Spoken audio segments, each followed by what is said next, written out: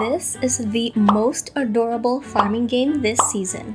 If you haven't heard about this already, well, it's Fae Farm. It's cute, it's cozy, it's addicting, but as I kept playing, there are just some things I wish I would have known sooner. And thus, here are 5 tips in Fae Farm I regret not knowing sooner. Keep watching until the end of the video to see what I mean. It's unavoidable you gotta do some stuff while you're playing your game, but you don't want to close the game just yet, so you just leave it open while in a menu thinking that it will pause the game. Well, I learned the hard way that not all the menus will pause the game.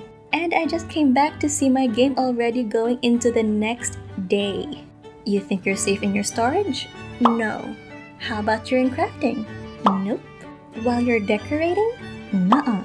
The only times that the game will pause is during this menu, including all its sub-menus in here, and while talking to the NPCs, their shops included. But at least there's no penalty for staying up until midnight, which will automatically end the day and get you back to your homestead.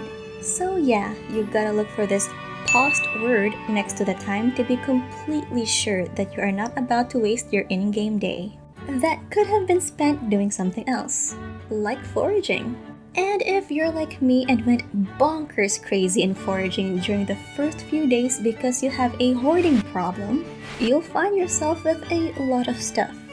Good news is you can cook them, then sell them for early money, since most cooked food sells for more than the raw ingredients. The problem is you can only sell 32 items per day using all the market tables.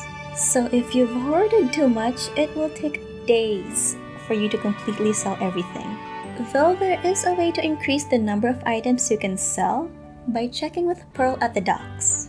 She will have a quest about buying a produce stand from her, which will let you sell more stuff at your homestead.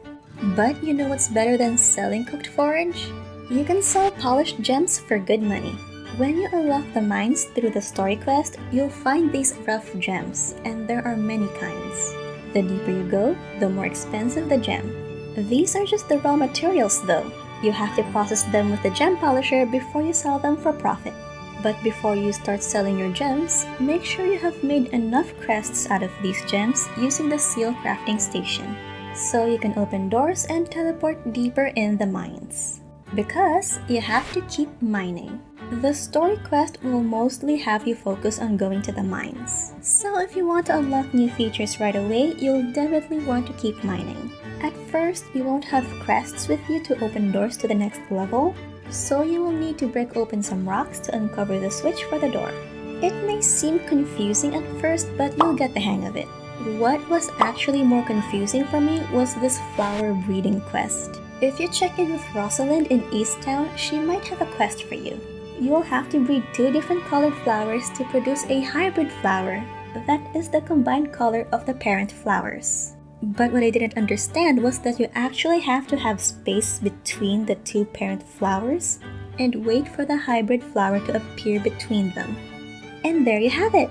Speaking of hybrid flowers, there's another farming game that also has hybrid plants. Check out our video for Story of Seasons: A Wonderful Life by clicking on this card right here. See you in the next video!